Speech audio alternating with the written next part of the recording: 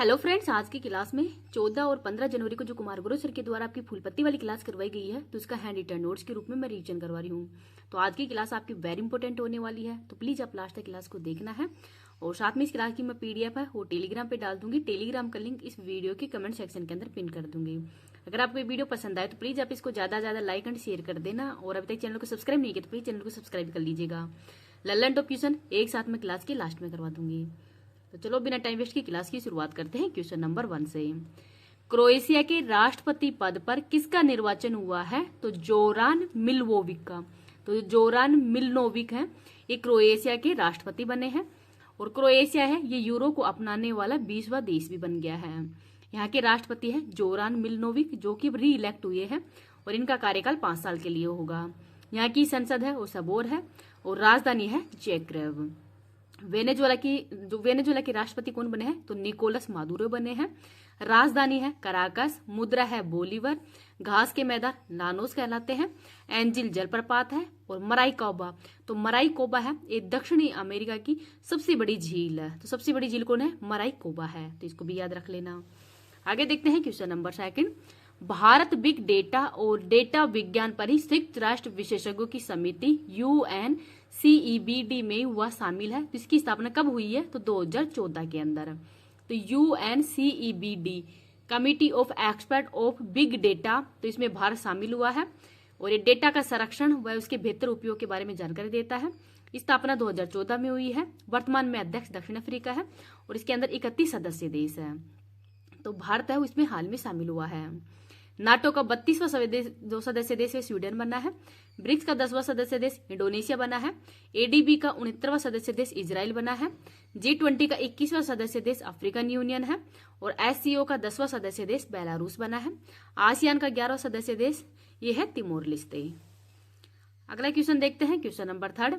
केंद्र सरकार ने किस जानवर पर दुष्प्रभाव के कारण ही पशु दर्द निवारक निमेसुलाइड पर प्रतिबंध लगाया है? तो गिद्ध पर। तो जो निमेसुलाइड है ये पशु वो दर्द निवारक दवा है जिसमें गिद्धों के अंदर विषाक्तता या जहर है। ये मतलब गिद्धों के अंदर बहुत ज्यादा फैल रहा है, जिससे गिद्धों के अंदर जो उनकी किडनी है वो भी फैल हो रही है। भारतीय पशु चिकित्सा स्थापना बरेली के अंदर है। डाइक्लोरोफेनिक दवा इसको भी बैन कर दिया गया है और इससे भी गिद्धों की जो प्रजाति है वो बहुत ज्यादा विलुप्त हो रही है। तो इनको भी थोड़ा याद रख लेना। अगर आपको वीडियो पसंद आए तो प्लीज आप इसको ज्यादा ज्यादा लाइक एंड शेयर कर देना। अभी तक चैनल को सब्सक्राइब नहीं किया तो प्लीज चैनल को सब्सक्राइब भी कर लीजिएगा। आगे देखते हैं, वर्ष 2025 में ही 77वीं सेना दिवस परेड का आयोजन कहाँ पे होगा? तो पुणे महाराष्ट्र में। तो आर्मी दिवस ये 15 जनवरी को मनाया जाता है। 2025 के अंदर ये 77वें नंबर का है और इसकी परेड है ये पुणे महाराष्ट्र के अंदर होगी। दक्षिणी कमान है वो इसका होस्ट वो करेगी। थीम है समर्थ भारत सक्षम सेना। नेपाली सेना बैंड है वो इसमें भाग लेगा। तो इस बार की थीम इंपोर्टेंट है समर्थ भारत सक्षम सेना। 15 जनवरी 1949 को ही M करियप्पा ये सेना के पहले भारतीय कमांडर इन चीफ थे। एयरफोर्स डे है ये 8 अक्टूबर को मनाया जाता है। चेन्नई में इस बार आयोजन किया गया है और अमरप्रीत सिंह है इसके हेड है। नेवी डे 4 दिसंबर को मनाया जाता है। उड़ीसा के अंदर इसका आयोजन किया गया था और दिनेश त्रिपाठी हैं वो नेवी के वर्तमान में हेड है, तो इनका नाम भी याद रख लेना। अगला क्वेश्चन देखते हैं क्वेश्चन नंबर 5। मिशन मौसम के तहत ही पहला क्लाउड चैम्बर कहाँ पे स्थापित किया गया है? तो पुणे के अंदर। तो IMD भारतीय मौसम विज्ञान विभाग। तो हाल ही में इसके 150 वर्ष है वो पूर्ण हो गए हैं। स्थापना की गई थी 15 जनवरी 1875 को। 150 रुपए का सिक्का भी जारी किया गया है। और जो मिशन मौसम है ये प्रधानमंत्री मोदी जी के द्वारा ही लॉन्च किया गया है 2 वर्ष के लिए और 2000 करोड़ रुपए ही खर्च होंगे। और इसका उद्देश्य है मौसम की पूर्व अनुमान लगाना व सटीकता भी इसकी लगाना। पंचायती स्तर पर भी इसका पूर्व लगाना है, इसका प्रमुख उद्देश्य है। नेक्स्ट है क्वेश्चन नंबर 6। राष्ट्रीय हल्दी बोर्ड का मुख्यालय कहाँ पे है? तो निजामाबाद तेलंगाना के अंदर है। लॉन्च किया है पीयूष गोयल जो कि वर्तमान में वाणिज्य मंत्री है, उनके द्वारा लॉन्च किया गया है। पहले अध्यक्ष थे श्री पल्ले गंगा रेड्डी। हल्दी का उत्पादन व उपयोग व निर्यात के अंदर ही भारत पहले स्थान पर है। लाकाडोंग हल्दी इसको GI टैग मिला है और एक मेघालय की है। कंदमान हल्दी उड़ीसा की है। मसाला अनुसंधान केंद्र कोझिकोड केरल। राइस अनुसंधान केंद्र कटक के अंदर और औषधि या ड्रग अनुसंधान केंद्र लखनऊ के अंदर है। तंबाकू अनुसंधान केंद्र ये राजमुंद्री के अंदर है। आलू अनुसंधान केंद्र ये शिमला के अंदर है, तो इनको भी याद रख लेना। आज मैं थोड़े क्वेश्चन मतलब जल्दी जल्दी ही करवा रही हूँ, क्योंकि मेरे सर दुख रहा है बहुत ज़्यादा। आज थोड़ा मौसम भी चेंज हो रहा है ना, सर्दी बहुत ज़्यादा पड़ रही है, पता नहीं किस वजह से, जुकाम लग गई क्या हुआ। सर में इतना तेज़ दर्द है कि मैं बड़ी मुश्किल से क्लास लिख पाई हूँ, रिकॉर्ड कर पाई हूँ। कल तो मैंने क्लास लिखी नहीं थी और आज लिख पाई हूँ, क्योंकि मेरा भयंकर वाला सिर दर्द इतनी जल्दी मेरे से लिखा ही नहीं जा रहा था। पर फिर भी मैंने सोचा कि ऐसा तो नहीं चलेगा कि क्लास टाइम पे नहीं ली, तभी तो मैं बहुत ज़्यादा ऐसा हुआ था कि यार क्लास मतलब डेली लेना चाहिए, तो मैं डेली ही लिया करूँगी। कल थोड़ी ज़्यादा ही तबीयत ख़राब हुई थी, इसी वजह से नहीं ले पाई थी, लेकिन अब क्लास तो आपकी डेली होगी, चाहे तबीयत कैसी भी रहे हो, क्लास लिया करूँगी। आगे देखते हैं क्वेश्चन नंबर 7। नाग MK2 एंटी टैंक मिसाइल का सफल फील्ड ट्रायल है वो कहाँ पे हुआ है, तो राजस्थान के अंदर है। तो नाग MK2 है, इसका सफल परीक्षण हाल ही में पोखरण राजस्थान में किया गया है DRDO के द्वारा, और ये एंटी टैंक मिसाइल है, फायर एंड फॉरगेट या दागो भूल जाओ पर आधारित है। पटना मिसाइल, तो P मतलब पृथ्वी, अग्नि, त्रिशूल, नाग और आकाश इसमें शामिल है। आगे है क्वेश्चन नंबर 8। गान नगाई उत्सव कहाँ पे प्रारंभ हुआ है, तो मणिपुर में। तो ये जेलिया ग्रोह समुदाय के द्वारा ये महोत्सव आयोजित किया जाता है। पारंपरिक शराब है उसको इस सर्वोच्च देवता को ये परोसते हैं, तो ये इस जो उत्सव है इसके अंदर ही किया जाता है कि शराब है वो इनका सर्वोच्च देवता है उसको परोसा जाता है। मोगवेद उत्सव तमिलनाडु का है। ताइपुसम और जल्लीकुट्टू पोंग ये सभी तमिलनाडु के ही हैं। आगे देखते हैं क्वेश्चन नंबर 9। LVM थर्ड वाहन परियोजना का निर्देशक किसे नियुक्त किया गया है, तो विक्टर जोसेफ को। तो भारत का सबसे भारी व्हीकल है LVM थर्ड M4, और प्रोजेक्ट निर्देशक कौन है, विक्टर जोसेफ है। और गगनयान मिशन है वो इसमें यूज किया जाएगा, गगनयान मिशन में के अंदर भी, और पहला मानव युक्त अंतरिक्ष मिशन होगा गगनयान मिशन। इसरो की स्थापना 15 अगस्त 1969 को की गई है। वर्तमान में हेड तो एस सोमनाथ है, लेकिन मतलब अब अगले बार एस सोमनाथ की जगह कौन बने हैं, तो ये V नारायण है, ये इसके हेड बने हैं अब। भारतीय पुलिस फाउंडेशन के अध्यक्ष कौन है, OP सिंह है। बहादुर सिंह का संबंध, तो ये एथलेटिक्स है। नेक्स्ट देखते हैं question number 10। Future mineral forum 2025 कहाँ पे प्रारंभ हुआ है, तो रियाद के अंदर। तो इसका होस्ट है रियाद, सऊदी अरब। 14 जनवरी से शुरू होगा, और भारत के खनन एंड कोयला मंत्री है G किशन रेड्डी के द्वारा इसकी शुरुआत की है। उद्देश्य है खनन संबंधी जो चुनौतियां हैं इनका समाधान करना ही इसका प्रमुख उद्देश्य है। 14 जनवरी की करंट और देख लेते हैं। IUCN ने ही रेड डेटा सूची में मीठे पानी की जैव विविधता के महत्वपूर्ण हॉट स्पॉट के रूप में किसे सूचीबद्ध किया है, तो पश्चिमी घाट को। तो IUCN international union for conservation of nature, स्थापना 1948 में की गई है। हेडक्वार्टर है ग्लैंड, स्विट्जरलैंड में, और रेड डेटा बुक है वो किसके द्वारा ही जारी किया जाता है। और हाल ही में जो मीठे पानी की जैव विविधता के महत्वपूर्ण हॉट स्पॉट है उसके रूप में पश्चिमी घाट को शामिल किया गया है। यूनेस्को की विश्व धरोहर में हॉट स्पॉट संरक्षण के लिए कौन सी समिति बनी थी, तो माधव गौडगिल समिति, और इनको चैंपियंस ऑफ द अर्थ का अवार्ड भी दिया जा चुका है। कोंकण तट गोवा में है, कन्नड़ तट कर्नाटक में, मालाबार तट केरल में है। भारत में हॉट स्पॉट तो 2 है, पश्चिमी घाट और पूर्वी हिमालय। नेक्स्ट है क्वेश्चन नंबर 2। विश्व के पहले क्रायोबोन बेबी कोरल को कहाँ पे स्थापित किया गया है, तो ऑस्ट्रेलिया के अंदर। तो क्रायोबोन बेबी कोरल है, ये अति न्यून ताप पर फ्रीज किए अंडाणु और शुक्राणुओं के निषेचन से पैदा हुआ है। बेबी कोरल जो कि ऑस्ट्रेलिया के अंदर ही इसको स्थापित हो किया गया है। ऑस्ट्रेलिया के अंदर ही ग्रेट बैरियर रीफ है, जो कि विश्व की सबसे बड़ी जो प्रवाल भित्ति है वो ग्रेट बैरियर रीफ ही है। नेक्स्ट है question number 3। Future of jobs report 2025 किसने जारी की है, तो विश्व आर्थिक मंच के द्वारा जारी की गई है। इसका उद्देश्य है 2030 तक की वैश्विक रोजगार के अंदर ही बाजार की स्थिति को मजबूत करना, 78 मिलियन शुद्ध नौकरियों के अंदर भर्ती करना, सबसे तेज उभरते क्षेत्र कृषि और उच्च कौशल क्षेत्र है उसमें AI का यूज है वो बढ़ावा देना इसका उद्देश्य है। विश्व आर्थिक मंच की स्थापना 1971 में की गई है। हेडक्वार्टर है जिनेवा के अंदर। शीतकालीन बैठक दावोस के अंदर होती है। बी रेडी रिपोर्ट ये विश्व बैंक के द्वारा जारी किया गया है। IMF ग्लोबल इकोनॉमिक आउटलुक, तो जो ग्लोबल इकोनॉमिक आउटलुक रिपोर्ट है ये IMF के द्वारा ही जारी की जाती है। नेक्स्ट देखते हैं क्वेश्चन नंबर 4।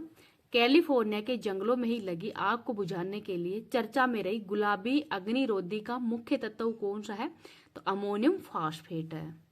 USA के कैलिफोर्निया प्रांत के अंदर ये आग हो लगी है। USA का जो लॉस एंजल्स है ये हॉलीवुड सिटी कहलाती है। San Francisco software and hardware city है। यूएसए के जो ओहियो प्रांत है, यहाँ पर अक्टूबर माह को हिंदू विरासत माह भी घोषित किया था। नेक्स्ट है क्वेश्चन नंबर 5।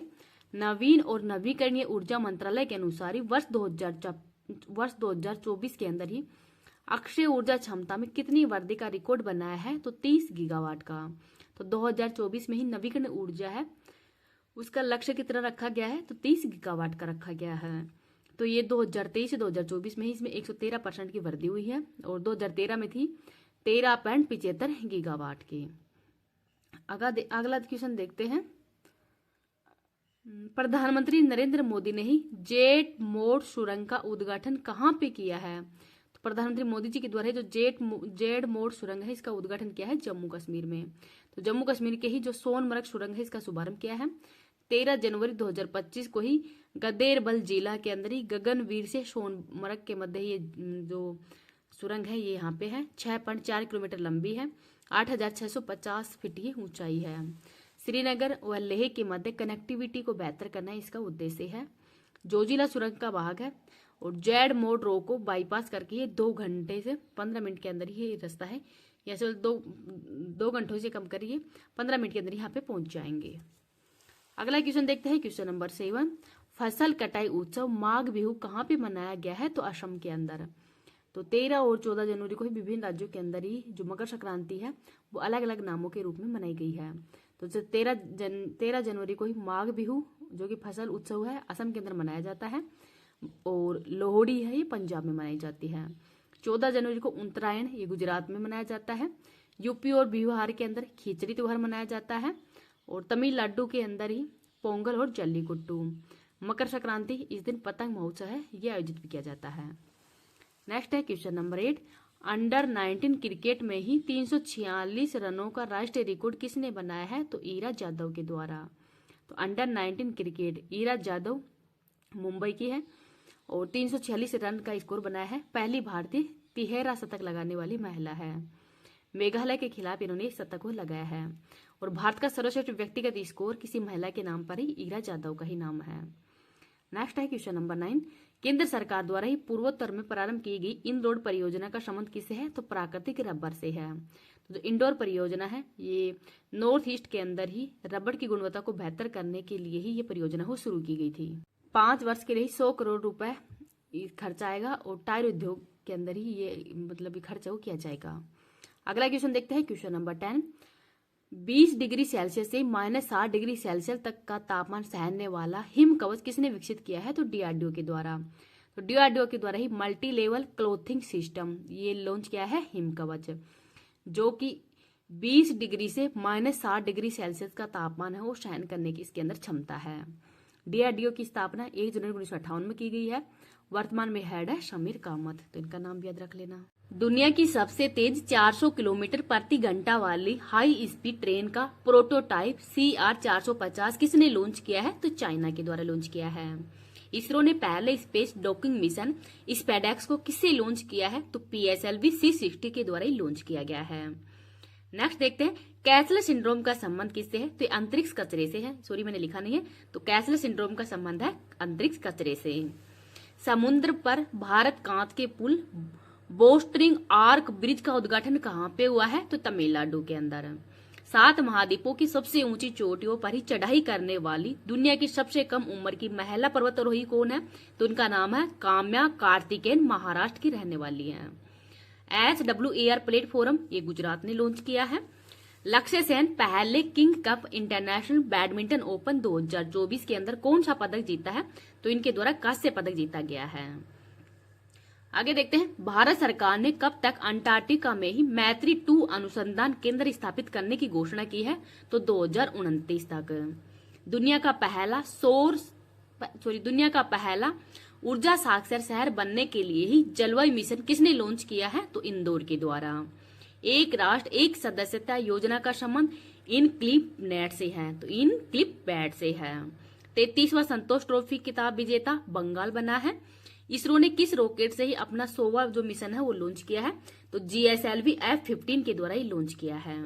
मेजर ध्यानचंद खेल रत्न पुरस्कार 2024 तो 4 व्यक्तियों को दिया गया है।